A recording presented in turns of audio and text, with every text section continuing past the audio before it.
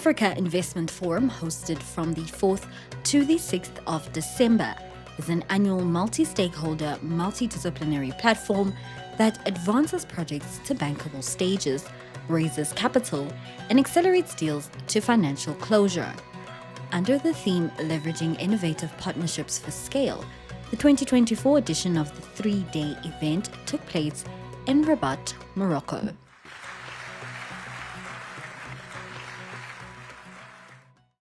Africa brims with potential, a dynamic and useful population, abundant natural resources, and rapidly growing economies. Yet, despite these promises, we continually confront substantial barriers in mobilizing the resources necessary for sustainable development.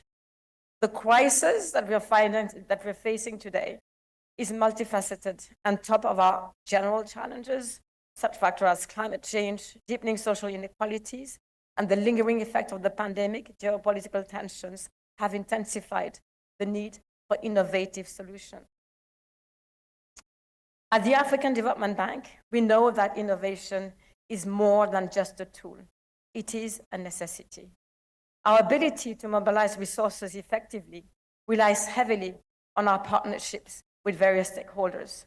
We know that when our interests align with those of governments, businesses, civil society, we can accomplish transformative projects that address the urgent needs within our communities.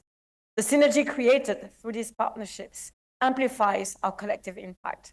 It also builds a foundation for sustainable change. And the African Investment Forum is such an innovation. Our commitment to financial innovation is central to redefining how we mobilize resources. We at the African Development Bank recognize that our mandate of combating poverty and improving lives on the African continent is formidable, and our capital finite and limited. And this is why we are not just about lending, but we are about attracting additional resources into the continent, playing a catalytic role, playing a countercyclical role. And we've been focusing on substantially expanding our financial capacity beyond the shareholders' capital. You've heard about the risk transfer transactions that we've done. We launched the first synthetic securitization transaction by a multilateral development bank in 2018, which received many accolades from the international community. And Tim Turner, who is one of your speakers, used to be the chief risk officer of the bank, as was one of the architects of this groundbreaking transaction. This transaction has contributed to help transform the perception of African risk. We had first-time investors that had never bought African risk taking a slice of our portfolio and knocking back at our doors. And we are incredibly proud to see that this was replicated by the Inter-American Development Bank with our full support as part of their originate to distribute model. And I like to say that the African Development Bank is the original originator to distribute. I feel the power of connectivity from PIDA Week to the African Investment Forum. I come to you today directly from Addis Ababa, where we just concluded the 8th PIDA Week, a gathering of over 1,000 participants from across the globe, heads of states, ministers, private sector, leaders, and partners. Together, we celebrated the remarkable strides made through the Program for Infrastructure Development in Africa, the PIDA, which connects Africa not just physically, but economically, socially, and intellectually. And we analyzed, discussed, and committed to the development of the 69 projects under PIDA PAP 2. This integrated corridor approach focuses on transport, energy, digital connectivity, and industrial hubs, while considering job creation, urban-rural connectivity, and climate resilience. We saw how corridors like the North-South Corridor are transforming lives, helping farmers in Zambia move their goods to markets in South Africa faster and at lower cost. With partners, all of you, and some of you have already participated in this. Over 100 one-stop border posts have been planned or operationalized across Africa, dramatically reducing clearance times and fostering intra-African trade. For instance, the Chirundu OSBP between Zambia and Zimbabwe has cut vehicle clearance times, which took 7 to 10 days, to just 2 hours. Similarly, the Sinkanze OSBP between Burkina Faso and Togo reduced border crossing time from 2 days in 2011 to under 4 hours by 2018. But this is just the beginning. With PIDA's integrated approach, linking transport, energy, digital connectivity, and industrial hubs, the integrated corridor and its approach is the proof that when we connect Africa, we empower Africa. Ladies and gentlemen, building on the momentum of PIDA Week and the AIF of this week, I am honored to announce that our DANEPAD, together with ADB, will host the third Dakar Financing Summit on infrastructure in the third quarter of 2025. This summit, as usual, will bring together governments, private investors, and development finance institutions to mobilize the resources needed to unlock Africa's corridors. We will focus on transformative projects that connect nations and create ecosystems where goods, ideas, people, and money flow freely. This is a call to action for every investor in this room. This is your opportunity to be part of Africa's story, a story of growth, a story of resilience, and a story of innovation. Our children, youngest generation, have already shown us the way. Across social media platforms, they are building digital corridors, connecting businesses, sharing ideas, and creating communities without borders. We must follow their lead and translate this digital energy into physical infrastructure. Imagine this: a young designer in Dakar collaborating with a developer in Kigali to launch a business. A tech startup in Lagos shares ideas with innovators in Nairobi, facilitated by fast, affordable broadband across Africa. Goods moving seamlessly from the ports of Mombasa to the hinterlands of Uganda and the industrial hubs of Kinshasa, thanks to the fully integrated transport and energy corridors. This is the Africa we are building. The vision is to build an Africa that is connected and united, and not divided. Claire, let me start with you, and let's connect the two. We are at the Africa Investment Forum, so the immediate question maybe for most people would say, oh, you are talking investments and business opportunities, etc. How come you're talking about sports? Thank you very much, Godfrey. First of all, I'm very pleased to be here in Rabat, Morocco. Very beautiful city, very beautiful country. And those of you who love to come to Morocco and keep looking for reasons to come to Morocco, there's one next year. We're hosting the Basketball Africa League here in Rabat, Morocco. So please, you have a reason to come back. But speaking of which, Godfrey, first of all, when you say you're a sports junkie, I believe you. And do you know why I believe you? Why?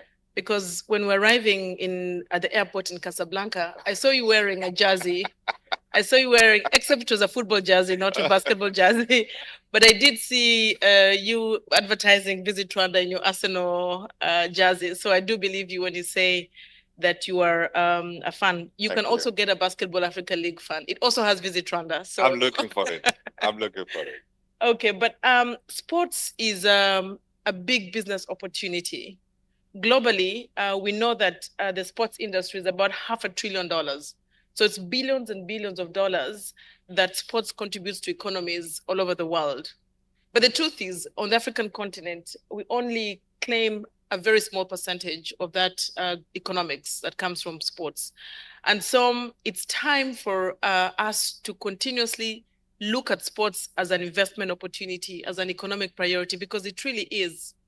We've seen some countries that are taking this seriously. Senegal, for example, hosting the Basketball Africa League for the NBA.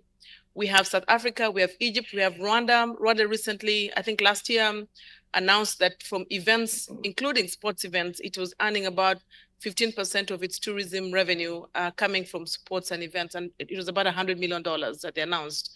And so the opportunity is really there. It's not just recreation, it's economics. And so what we're doing as NBA is partnering with the whole ecosystem that requires to do their parts, from governments, private sector, media, sports journalists, as well as leagues like ourselves, to really make sports the priority that it should be. But what does it take? I think it takes, first of all, for countries to have the vision that is deliberate in comprehensively building sports as an economic priority. It needs to be spelled out as a vision. It needs to be spelled out as a priority. And then once that's done, the different actors in the different parts of the ecosystem come together to make that a reality. And we've seen for countries that have done that specifically, like Senegal, they're going to be hosting Youth Olympics, for example. They're hosting a number of events. Rwanda, that are hosting, we're seeing them benefiting from the economics of sports. And I think that's really going to increase, and that's really going to be catalyzed by leagues like ourselves coming on the continent and investing to make this a reality. Yeah. When you look around the continent, Claire, do you see the kind of political will that's required to create the visions that you are talking about? Or are we still seeing here, when the national budgets are being announced, sports not even mentioned, except through the creation of a ministry where a few $100 million is allocated? It's changing. It is changing. It is changing. Clearly, we see that from the NBA perspective. For a long time, as you said, sports was seen as a recreation, as a physical education, by the way, a good friend of ours, Masai Ujiri, who's from the Toronto Raptors, likes to say, when a minister has failed to do things in all the other ministries, then they're given the sports ministry.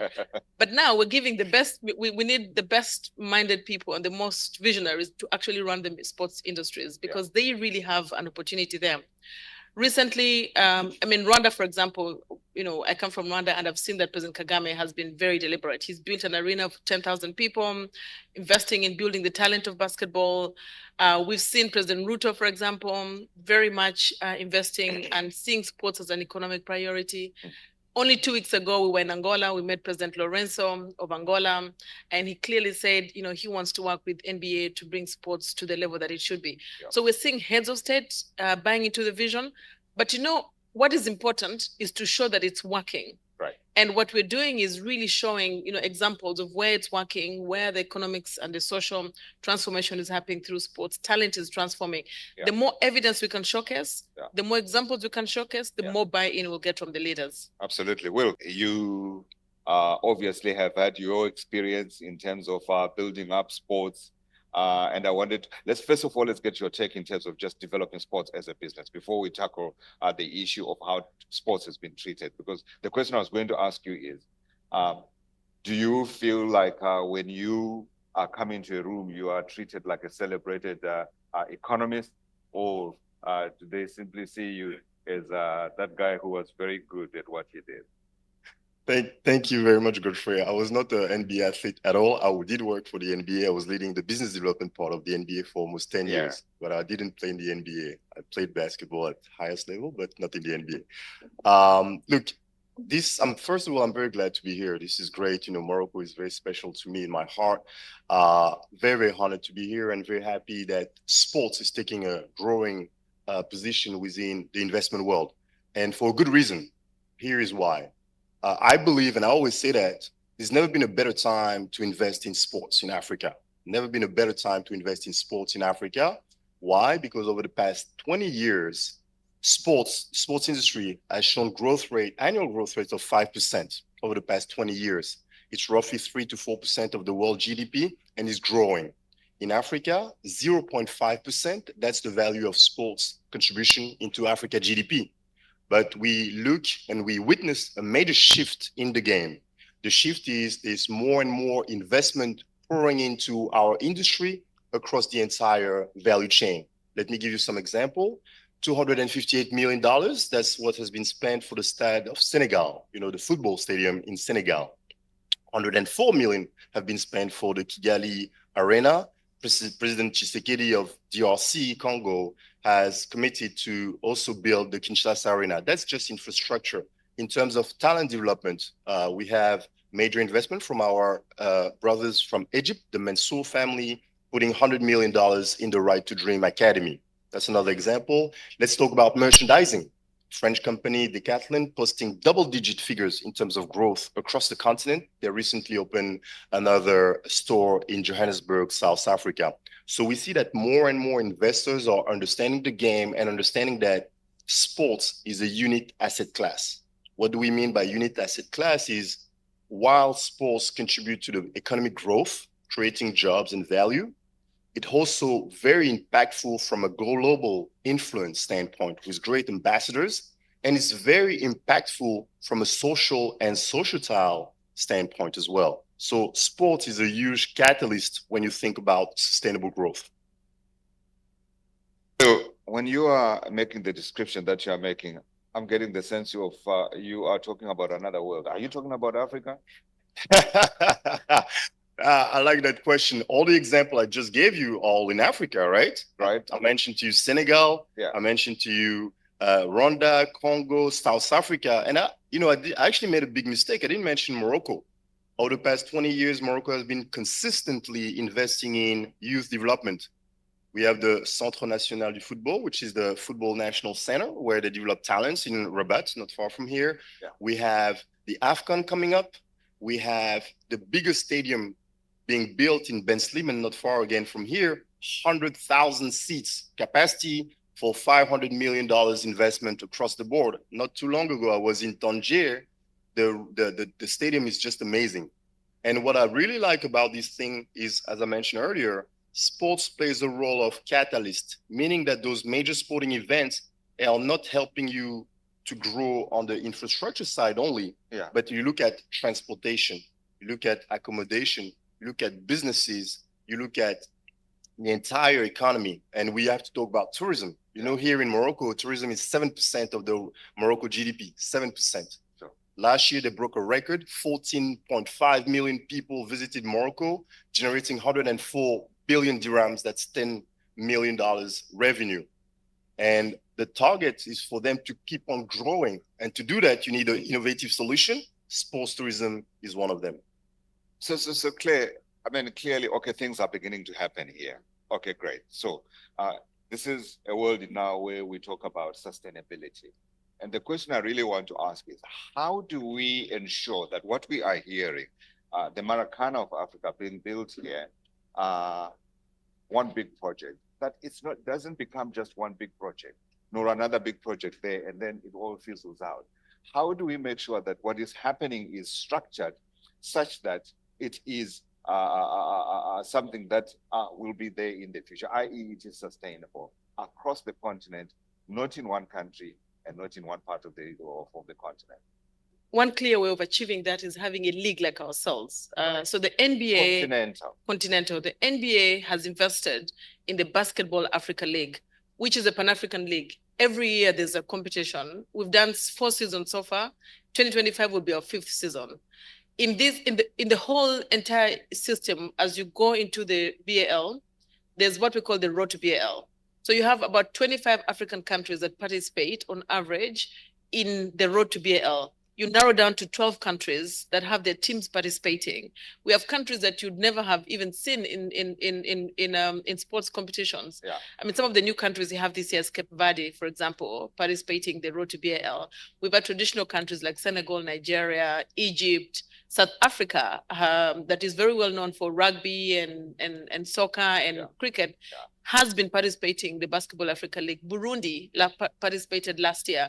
And so we're seeing more and more countries. Central African Republic, Libya, those countries have been participating in BAL. And so the way to sustain this is to give the investments a pathway to utilize those investments. Yeah. So talent, previously, if you're very good at basketball or very good in football, you're quickly looking to leave the continent to find an opportunity in Europe. You anticipate my next question. Exactly. Yeah. So, but what we're doing by having the Basketball Africa League here is giving you no reason to leave the continent to get professional world-class sporting opportunities here. Yeah. We're seeing salaries improve of players in the Basketball Africa League. We're seeing infrastructure increase. He gave many examples of infrastructure improving on the continent. But the way to sustain that is to have leagues, competitions that stay on the continent, that are viable, and that actually pay talent as they should. And that's my next question. How do we ensure that what we are building is able to attract the support and the capital that we require? We know that when we talk about remuneration figures for Africa versus the rest of the world, we are nowhere near anywhere. I'm putting that question to you. I'll put it to Will as well. Well, as I've said, when we see the Basketball Africa League every year improving, we're seeing more and more investments and more opportunities to actually pay talent well. What we're also seeing is that at the team level, there's more investments than we've seen before. An example I'd like to give is Nairobi City Thunders. This is a new team that has just qualified for BAL, to play in the NBA League that's on the continent, the Basketball Africa League. Kenya had never participated in BAL. They'd never qualified to participate in BAL since all the 4 seasons we've had recently. Nairobi City Thunders has now qualified to be part of BAL. What made them qualify? Investment. Sure. So Nairobi City Thunders went out and really took this as an investment opportunity.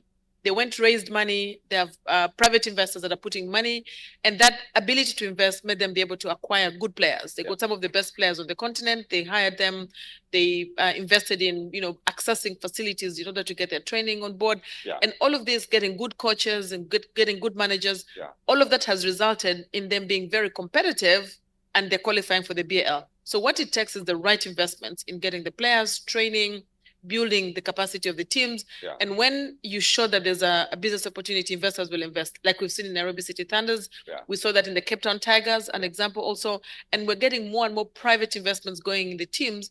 And when they do that, talent is paid well and sustainability is more possible. Will? Yeah, look, I think it's a great question. With regard to infrastructure, I have a different views. I understand everybody's looking at major, big time infrastructure, big time stadium, and so on and so forth. Look, in basketball, I play basketball, as you know, and in basketball, we often say you have to be true to the game. You have to be true to the game means that you need to know your role. In football, it's the same thing. If you play defense, you play defense. We're not asking you to score 30 points, right? With regards to our leadership, it's the same thing. We've witnessed countries in Africa where they will be building 5 or 10 stadium, 50,000 seats on average, whereas the local population is not even 10 million. So what do you do after that? You've been spending hundreds of millions. What do you do after that? So it is important to be true to your game and to understand who you are within African context. So the second thing is maybe you should consider, and we see that with the FIFA World Cup, to share the wealth, meaning that one country can host with others. So we have multiple hosting opportunities. That's what's going to happen here in 2030 with the World Cup, right? But Godfrey, I think when we look at infrastructure, we need to think at infrastructure differently. And we're going to look at it from a business standpoint. Do you know that the money that is made in sports is actually coming from the daily practice and consumption by the household? It's not coming from professional sports. It's coming from Africans daily consuming and practicing sports. That's where the wealth is. What does that mean? It means that we don't need that many 50,000 seats. We rather need smaller venues, smaller sporting infrastructures that's going to address the daily need of those Africans' households. That is where, to me, the key is.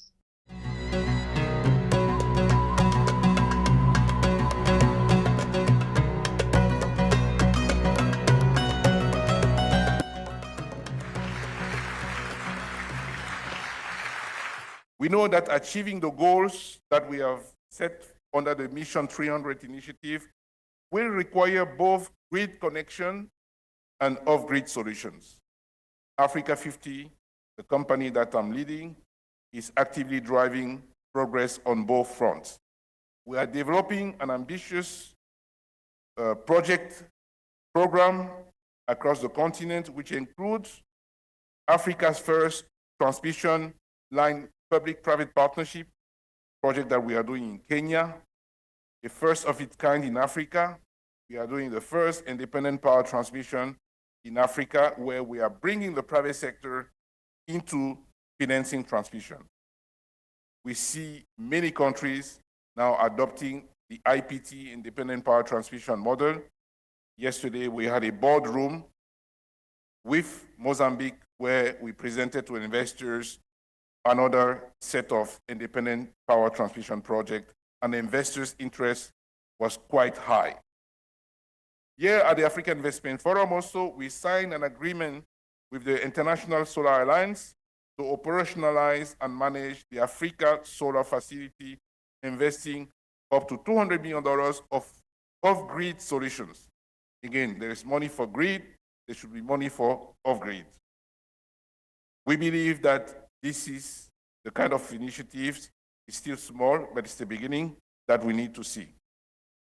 So all of that also needs to go with creating new skills, creating jobs, developing technologies that will enable us to improve the living conditions in underserved communities that are impatient for change. Now, to close, a persistent narrative around Africa green energy development is the lack of bankable projects. I would say the limited volume of bankable projects, because we have quite a few, but we need to have a lot more. Project bankability is not a given. It's an outcome of a coordinated and well-supported project development process. It requires intentional collaboration between the private and the public sector. We have a few developers here in the panel and certainly in the room. This is why Africa 50 is proud to be the fund manager for the Alliance for Green Infrastructure in Africa, AGIA.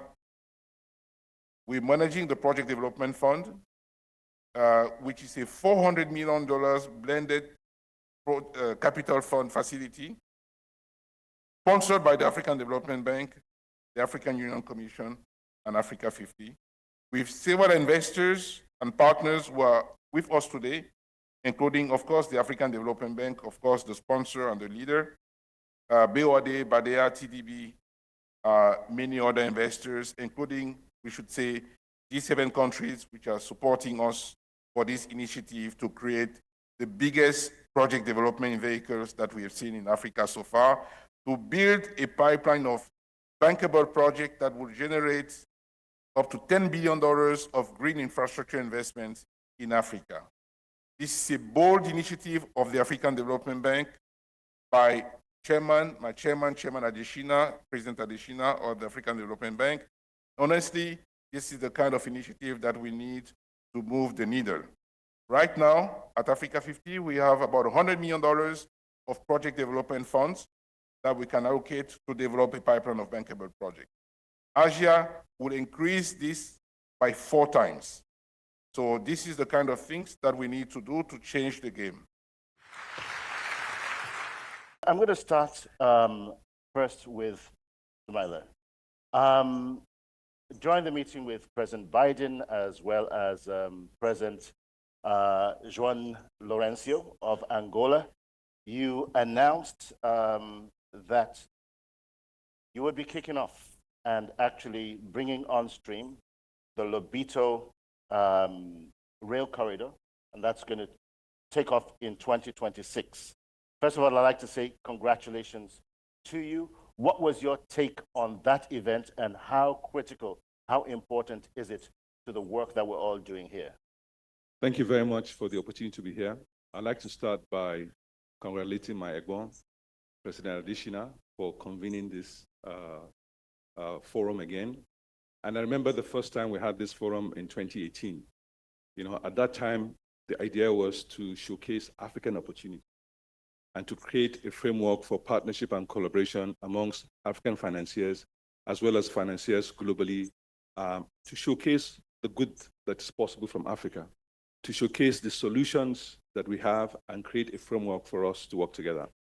And that has happened across several fronts. First, with the support we get from them in our business as equity partners, the loans we get, their support for our industrial park that we have built across several countries, the partnership that we enjoy with DBSA, to co-finance projects. So, for example, on the Lobito Atlantic Rail that we're financial advisors, they are part of the parties that we mobilized. With TDV, we have worked on several projects together. With Badia, they're not here. We have several projects. Afrexim, we collaborate across several fronts. ITFC, recently we just approved the transaction in partnership with them. So it is a partnership that is working. We have collaboration across each other, and we would continue to collaborate to do projects. So the Lobito Corridor, again, is another example of collaboration that we have between the USPGI, the European Commission, the African Development Bank, the governments of Zambia, DRC, Angola, and now the government of Italy, and soon the government of Tanzania. So this, like we've all mentioned, is not just about a rail corridor, it's about an economic development corridor that would showcase what is possible when leaders come together with a shared vision for prosperity. This is about helping show the prominence and the vital importance of Africa towards the energy transition that we're all embarking upon. I keep repeating it, Africa has significant resources. You need infrastructure to unlock that. The Lobito Corridor will unlock the supply chains for critical minerals, provide critical minerals at a lower cost, lower emissions, and provide vital inputs for integration into various supply chains, both in Africa, in America, in Europe, and other parts of the world. So this is a historic moment. I mean, the president, like you mentioned, was very glad to be part of this. And he was very glad, for the partnership that we have between the US and Africa, and our promise of building something that is sustainable, for both continents. So this was a truly historic moment in which we demonstrated what is possible. We demonstrated the fact that we can build systems, when we collaborate together. We will reduce travel time, reduce inventory costs. So many benefits coming from this project. And we're very glad to be part of it. Let me jump in really quickly here. You talked about the capacity to move goods, services, obviously, along this corridor. But beyond that, what are the plans to ensure that it's not just a corridor that moves mineral resources or whatever the commodities are from source to the ports and potentially outside of Africa, to actually developing along this corridor a whole ecosystem of industries that can add value to what it is that we produce and not just export? I'm really curious here. So for us, we've always said that for Africa to change, we must structurally transform our economies. What that means is that we must capture and retain more value on the continent. And we have several initiatives that demonstrate that. So my early reference to the support that we're getting on our industrial parks speaks to that. We have focused on capturing and retaining value in Africa. In fact, the reason why this project is important to us is because we had earlier on, amongst the partners here, commissioned a battery minerals value chain study that demonstrated that it was far cheaper to produce battery precursors in Africa than anywhere else in the world. In some cases, it was 3 to 4 times cheaper to produce them in Africa than in the US, Poland, or China. So we already have the basis for doing this. Just that in the development of it, we realized that we need several things to come together.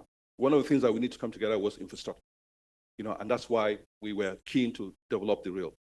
The other thing that we know is that anytime you do a project like this, there are several other benefits that come. So earlier in this week, we met with President Lorenzo, and he offered us an opportunity to build transmission interconnectors, from the excess capacity they have, to Tanzania and to the South African power pool. And I said to him that we need the capacity for the rail, that with this kind of capacity, we would develop the rail and would develop the industries there. So we are already developing the largest copper smelter in Africa, in DRC. We are already producing copper concentrates from that particular mine. We are already producing green copper. So industrial decarbonization is already happening in Africa. We refurbished a hydro dam to provide renewable hydro energy for processing the copper ores to concentrates and soon to copper anode. We are also supporting the production of copper sulfate.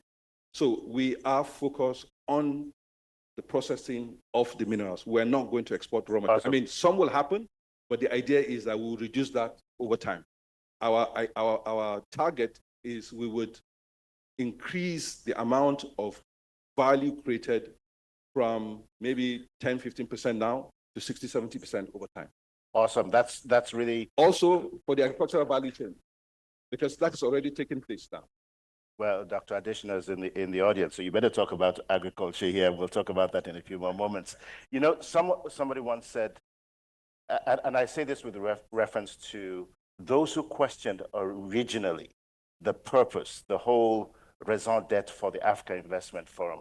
Why? And you know, why is it necessary? Why are you putting all of these resources into this? But what comes to mind is, if not us, who? If not now, when?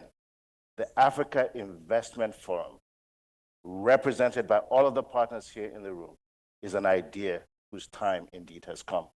So again, we want to say congratulations and thanks to the visionaries behind this dream. And I'm going to come next to Denai and say, again, welcome back from Angola, a successful outing.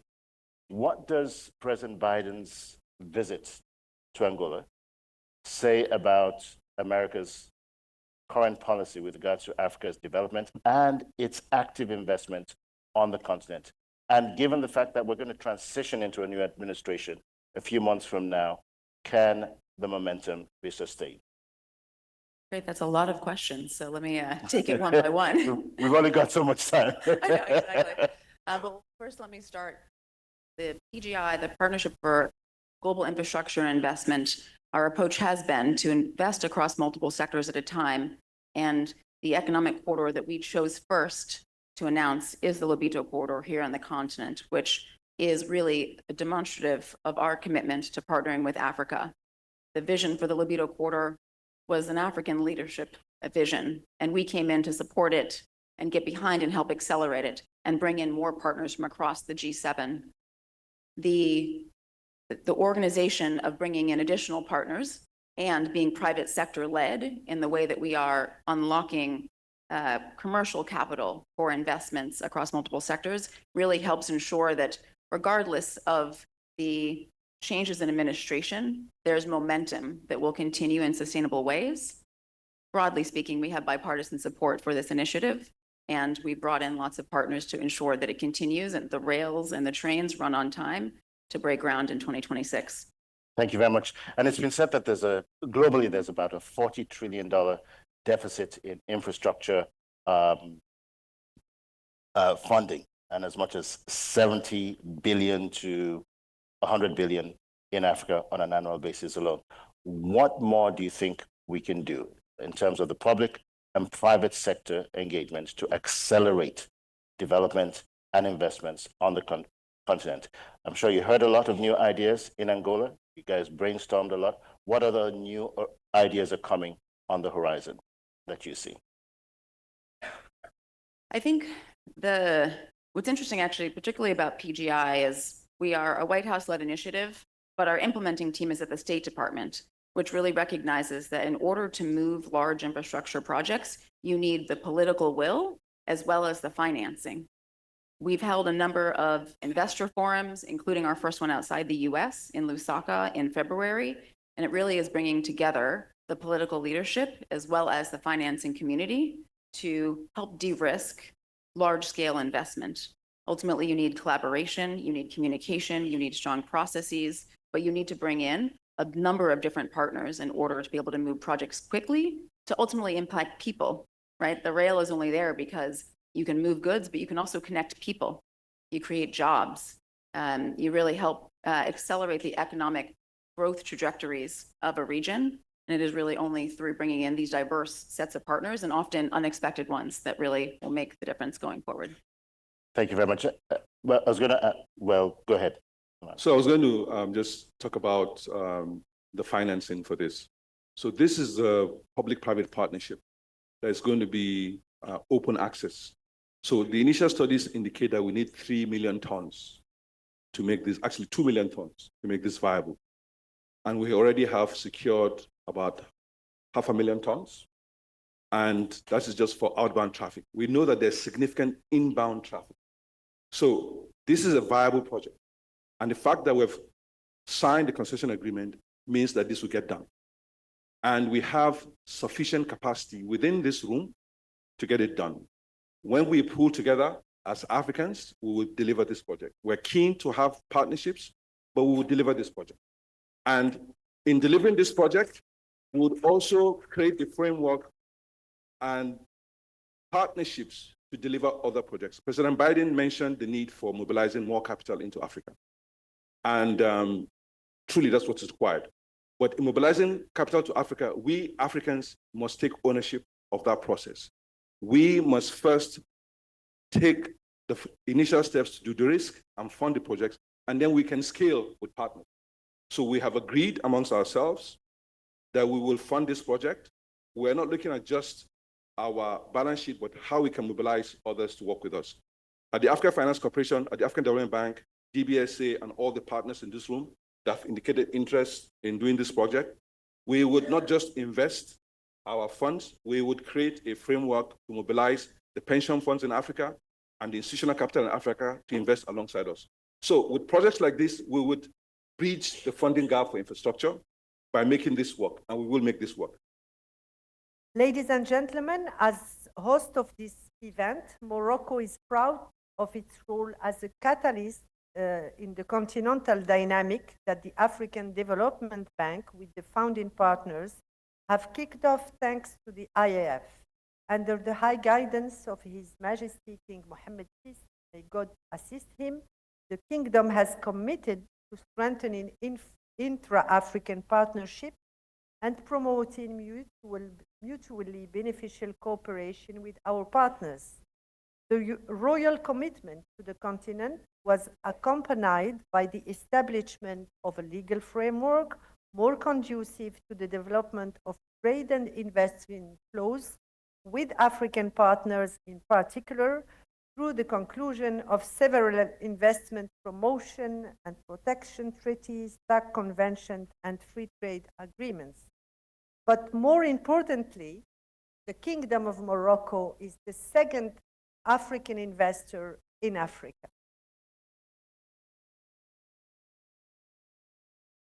And this investment started with the big companies, of course, OCP, fertilizers, banking sector. But today we see medium-sized company with a large footprint, and we would like to encourage them. Morocco also is very proud to host annually 15,000 young Africans who graduate from our colleges and universities. And hopefully we will have in the coming editions a boardroom for an African champion university, because having Africans study together and then work together will be probably important for the journey. And the Kingdom strongly believe in this wonderful initiative, President and Dr. Adesina. I'm so glad that in this 2024 edition, we can see how many of our champions have joined the IAF. We had the board of OCP. We had the board of Royal Air Maroc. We had the board of Nador Westmed, this new port. And last year and this year, we have signed a contract thanks to IAF. We had also for Mohammed VI. And this year, and hopefully we will have maybe during the day a testimony of the CEO of our railway company testimony. He arrived, maybe to please Ashraf because he's pushing hard to join the boardroom. And I think he will be back next year, and there will be a problem for the number of boardrooms, believe me, President.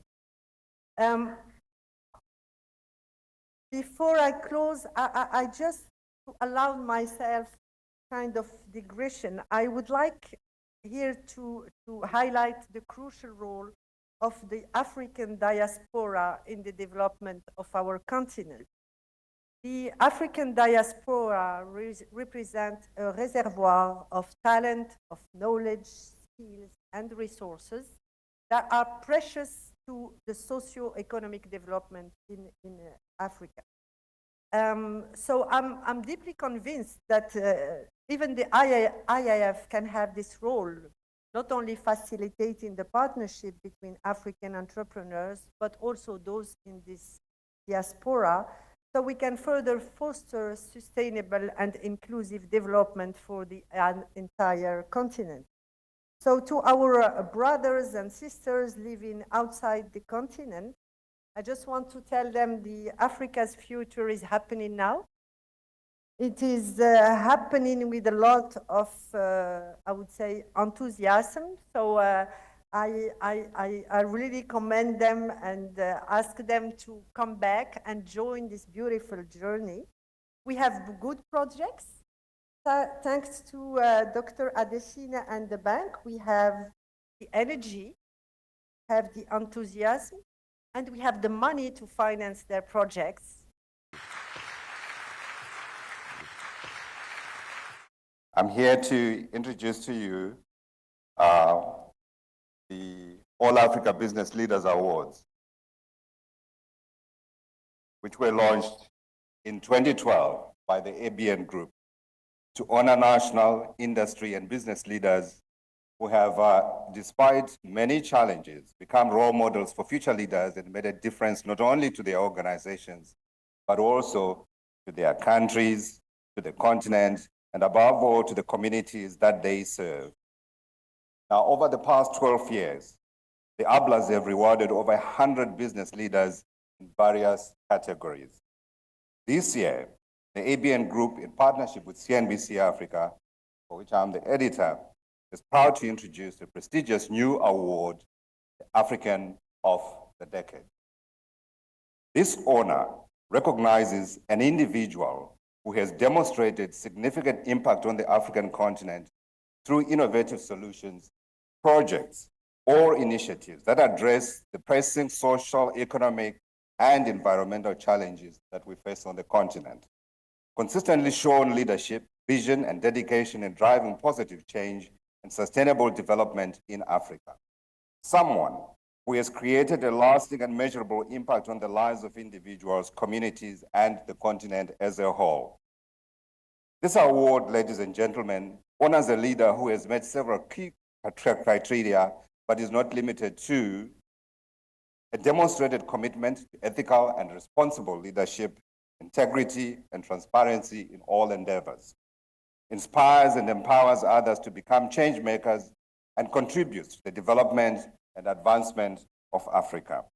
A sustained track record of success and achievement over the past decade with tangible results and outcomes that have made a difference in the lives of millions of Africans on the continent. Strategic collaboration with diverse stakeholders, including governments, multilateral organizations, investors, businesses, NGOs, and communities to achieve shared goals and the creation of lasting change. Proven resilience, determination, and perseverance in the face of challenges and obstacles, and a continued drive forward despite setbacks. A demonstrated and deep understanding of the complexities and nuances of the African context, and exceptional ability to leverage this knowledge by connecting the dots to create a new, effective, sustainable, and out-of-the-box solution. An embodiment of the values of inclusivity, diversity, and equity, and extraordinary dedication toward the creation of a more just, equitable, and prosperous Africa for all.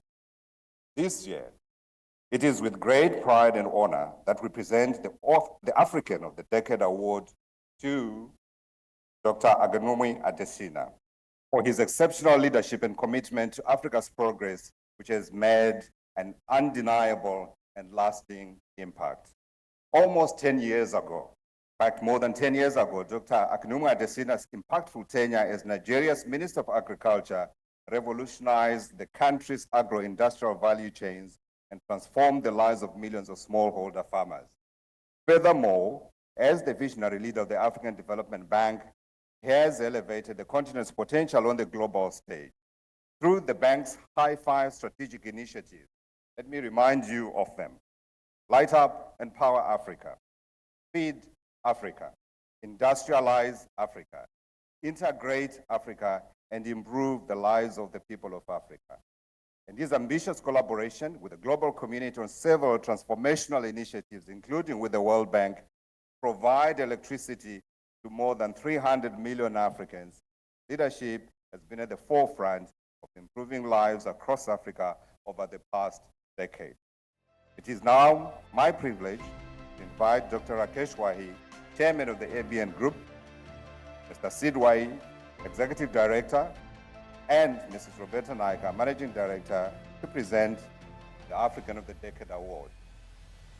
African of the Decade, Dr. Akinwumi A. Adesina, President of the African Development Bank Group, has been described as Africa's optimist-in-chief and is widely lauded for his visionary leadership and passion for Africa's transformation. He has consistently shown leadership, vision, and dedication in driving positive change and sustainable development in Africa, and embodies the values of inclusivity, diversity, and equity, and works towards creating a more just, equitable, and prosperous Africa for all. Ladies and gentlemen, please help me put together your hands for the African of the Decade, Dr. Akinwumi Adesina.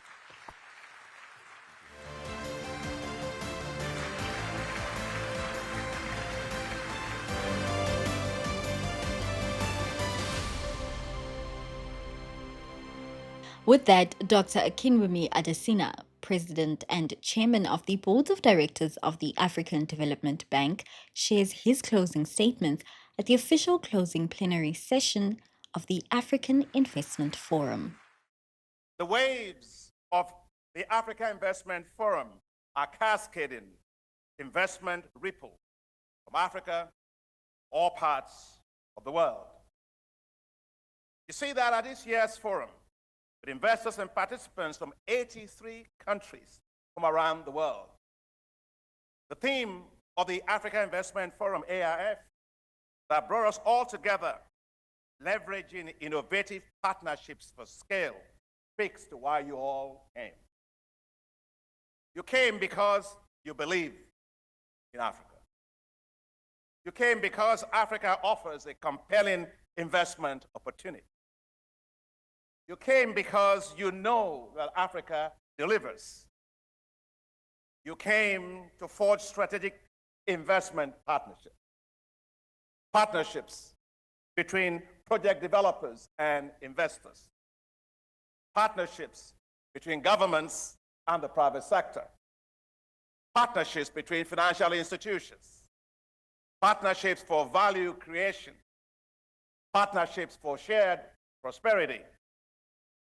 The Moroccan proverb says, one hand alone cannot clap.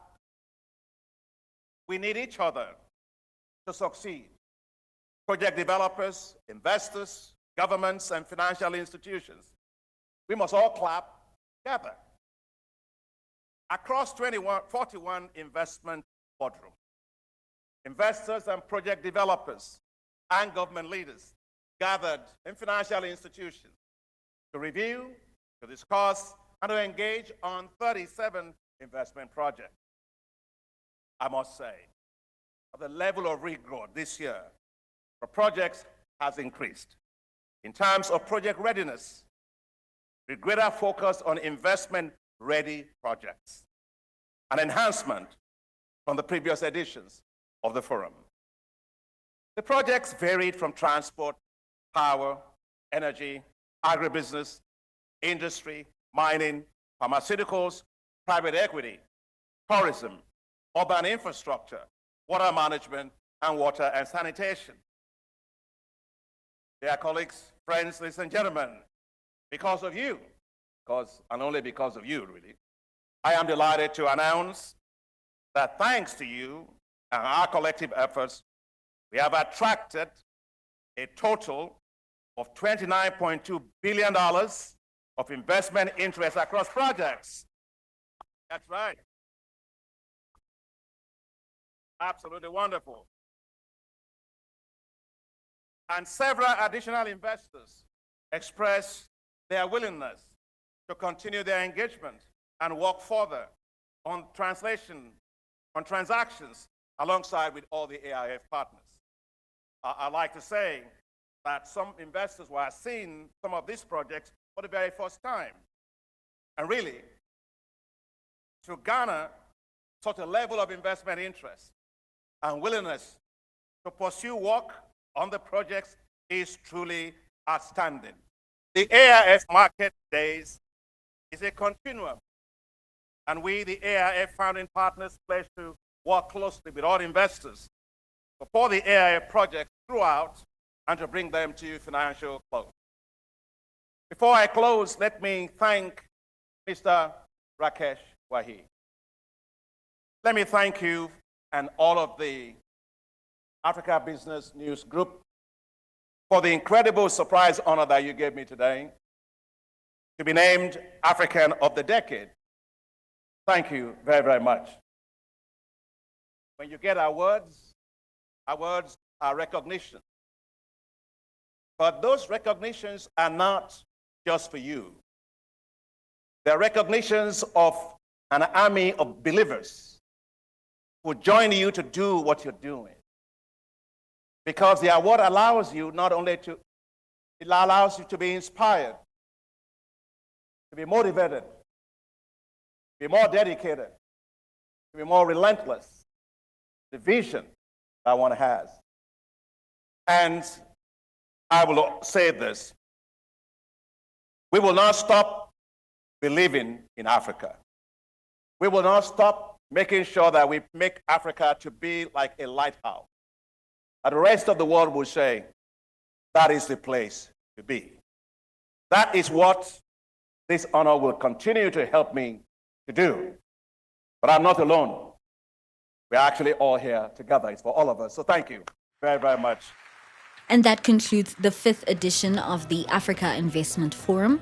Since its inception in 2018, AIF has mobilized nearly $180 billion in investment interest into the continent.